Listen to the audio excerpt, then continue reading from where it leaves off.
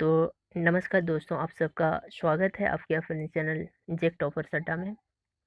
और ये आज का जो टॉपिक है भारत का इतिहास। ये टॉपिक पढ़ाने का मेरा मकसद ये है कि सामने जो एग्ज़ाम है रेलवे वालों का, स्टेट पीएससीएस का और उसके साथ साथ यूपीएससी प्रीलिम्स का और एसएससी को ध्यान में रखते हुए मैंने ये टॉपिक शुरू की है। और जो सामने रेलवे एग्ज़ाम है उसके लिए ये जो टॉपिक है इससे बहुत सारे क्वेश्चन आपको देखने मिलेंगे। और उसके साथ साथ जो स्टेट फीचर्स हैं जैसे कि जेपीएससी सब, बीपीएससी सब, इनमें भी आपको इनसे रिलेटेड क्वेश्चन कहीं ना कहीं एक दो क्वेश्चन आपको देखने को मिलेंगे। तो चलिए ज़्यादा बात न करते हुए हम लोग टॉपिकों पर फोकस करते हैं। आज का जो टॉपिक है भारत का इतिहास। भारत का इतिहास को डीपली जानने के लिए भारत के इतिहासकारों ने इन्हें तीन भागों में इसको खंडित किया है। पहला जो भाग है प्राचीन भारत, दूसरा भाग है मध्यकालीन भारत और तीसरा जो भाग है वो है आधुनिक भारत। इसके बाद हम लोग क्या करेंगे कि इसको बारी बारी से पढ़ेंगे। प्राचीन भारत पहले पढ़ेंगे, इसके बाद मध्यकालीन भारत पढ़ेंगे, इसके बाद आधुनिक भारत पढ़ेंगे। यानी कि तीन हिस्सों में जो है भारत का इतिहास कंप्लीट हो जाता है। अगर ये तीन हिस्सा आपने कंप्लीट कर लिया तो यानी कि भारत के इतिहास से जितने भी क्वेश्चन पूछे जाएंगे आपका एक भी क्वेश्चन छूटेंगे नहीं। तो चलिए देखते हैं हम लोग प्राचीनतम भारत को, यानी कि प्राचीन भारत को हम लोग देखते हैं। प्राचीनतम भारत के बारे में हम लोग को कुछ स्रोत हैं जिनके माध्यम से हमें उनके बारे में जानकारियां मिलती है। जो पहला जो स्रोत है वो धर्म ग्रंथ है, दूसरा स्रोत है ऐतिहासिक ग्रंथ, तीसरा विदेशियों का विवरण और चौथा है पुरातत्व संबंधी साक्ष्य। यानी कि इन्हीं चार स्रोतों के माध्यम से ही हमें प्राचीन भारत के बारे में संपूर्ण रूप से जानकारी मिलती है। और इसके बाद हम लोग देखेंगे, मैं ये सब भी आगे भी बताऊंगा कि कौन कौन सा इम्पोर्टेंट है और किन किन चीज़ों को हम लोग को क्या करना है, छोड़ना है। विशेषकर मैं ये स्टेट पीसीएस वालों के लिए कह रहा हूँ जो खासकर जेपीएससी की तैयारी कर रहे हैं, बीपीएससी की तैयारी कर रहे हैं और स्पेशली जो एनटीपीसी की यानी कि रेलवे की तैयारी कर रहे हैं। तो आगे बढ़ते हैं, हम लोग पढ़ेंगे धर्म ग्रंथ के बारे में। धर्म ग्रंथ, अगर भारत का सर्वप्राचीन धर्म ग्रंथ की बात करें तो वेद है। ये सबसे इम्पोर्टेंट है आप लोगों का, है ना। कभी कभी पूछ लिया जाता है ये भी। यानी कि प्राचीनतम धर्म ग्रंथ की बात करें तो वो वेद है। और वेद को चार भागों में बांटा गया है। पहला जो वेद है वो है ऋग्वेद है, दूसरा है यजुर्वेद है, तीसरा है सामवेद है और चौथा है अथर्ववेद है ना।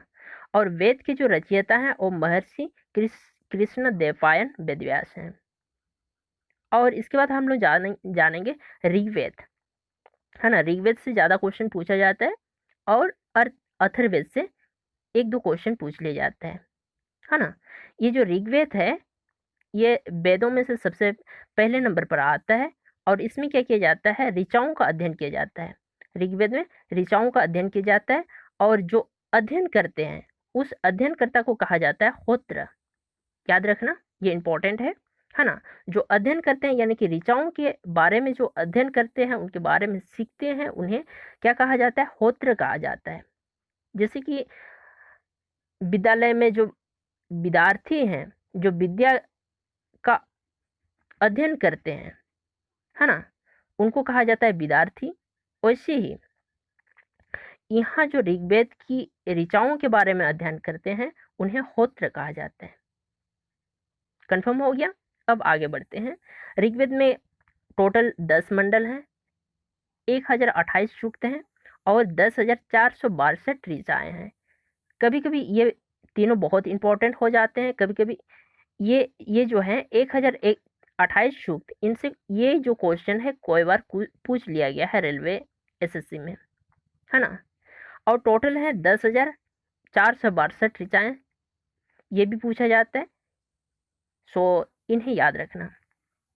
टोटल सूक्त हैं 1028 सूक्त और 10,462 ऋचाएं हैं। अब आगे बढ़ते हैं।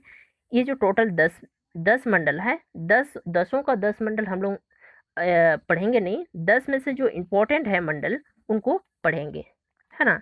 सबसे इम्पोर्टेंट है तीसरा मंडल, और इसी तीसरा मंडल में ही सूर्य देवता, ये जो तीसरा मंडल है ये सूर्य देवता सावित्री को समर्पित किया गया है, ये तीसरा मंडल। और इसी तीसरा मंडल में ही जो गायत्री मंत्र है उसी का उल्लेख किया गया है। और याद रखना, गायत्री जो मंत्र है वो विश्वामित्र द्वारा रचित किया गया था, है ना।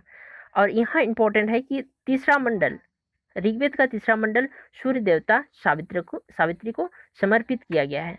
और ये भी कभी कभी पूछ लिया जाता है कि गायत्री मंत्र कौन सा मंडल के अंतर, किस मंडल में उल्लेख किया गया है। तो तीसरा मंडल में गायत्री मंत्र का उल्लेख किया गया है, जो कि सूर्य देवता सावित्री को समर्पित है। अब अगला जाते हैं, यानी कि आगे जो मंडल है वो 9वें मंडल है, और ये 9वें मंडल सोम देवता को समर्पित किया गया है। याद रखना, सबसे इंपॉर्टेंट है तीसरा मंडल। और 8वें मंडल में क्या लिखा गया है, 8वें जो मंडल है उसमें हस्तलिखित ऋचाओं का उल्लेख किया गया है, जो हाथों के माध्यम से लिखा गया ऋचाओं के बारे में उल्लेख किया गया है। और इसी हस्तलिखित ऋचाओं को ही खील कहा जाता है। याद रखना, ये भी बहुत इंपॉर्टेंट है, इसलिए मैं ब्रैकेट में रखा हूँ और अलग पेन से लिखा हूँ इसको, है ना। यह हस्तलिखित ऋचाओं को ही क्या कहा जाता है, खील भी कहा जाता है, जो कि 8वें मंडल में इसके बारे में उल्लेख है, यानी कि उल्लेख किया गया है ना। अब लास्ट जो मंडल है 10वें मंडल, इसमें चातुर्वर्णीय समाज का उल्लेख किया गया है। याद रखना, इसमें 10वें जो मंडल है उसमें चातुर्वर्णीय समाज के बारे में उल्लेख किया गया है। लास्ट में कुछ चीजें बता रहा हूँ कि ऋग्वेद में खासकर वामन अवतार, आर्य समाज की राजनीति और उसके साथ साथ ऐतिहासिक प्रणाली का भी उल्लेख किया गया है ना। ये सब चीजें कंफर्म हो गया। तो मैं यहाँ पर बता दे रहा हूँ जो जो इम्पोर्टेंट है, ऋग्वेद से क्वेश्चन पूछा जाता है रेलवे में, कभी कभी जेपीएससी में भी पूछ लिया जाता है ना। ऋग्वेद का मतलब है कि जिसमें ऋचाओं का अध्ययन किया जाता है, और इसमें टोटल 10 मंडल है, जिसमें 11 सूक्त हैं, 1028 सूक्त हैं, और 10,462 ऋचाएं हैं। याद रखना इसको। इसके बाद ये तीसरा मंडल याद रखना, और यह हस्तलिखित ऋचाओं का उल्लेख, इसको याद रखना, हस्तलिखित ऋचाओं को ही क्या कहा जाता है, खील कहा जाता है। अब आगे बढ़ते हैं, अगला जो वेद है वो यजुर्वेद है, उसके बारे में हम लोग जानते हैं।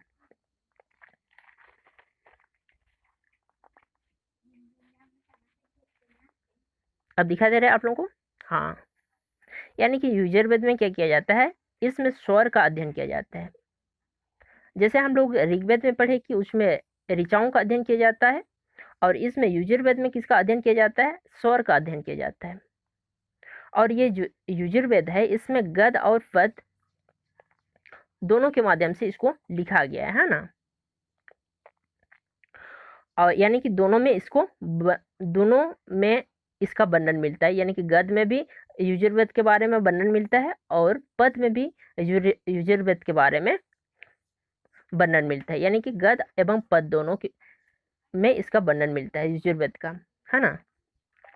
और इसके जो अध्ययन करता है, जो अध्ययन करते हैं किसके बारे में, यजुर्वेद के बारे में, उसको कहा जाता है अध्वर्यु कहा जाता है, अध्वर्यु कहा जाता है। बस यजुर्वेद से बस 3-4 चीजें ही, यानी कि 3 चीजें ही इससे इंपॉर्टेंट हैं। अब आगे बढ़ते हैं सामवेद। देखिए आगे जो था यजुर्वेद था, इसमें स्वर के बारे में, यानी कि स्वर के बारे में सीखा जाता है, यानी कि स्वर का अध्ययन किया जाता है। जबकि सामवेद में क्या किया जाता है, संगीत का अध्ययन किया जाता है ना। कंफ्यूज मत हो जाना, यहाँ पर बहुत सारे स्टूडेंट कंफ्यूज हो जाते हैं कि यजुर्वेद में किसके बारे में अध्ययन किया जाता है और सामवेद में किसके बारे में अध्ययन किया जाता है। यजुर्वेद बोलने से स्वर का अध्ययन किया जाता है, और सामवेद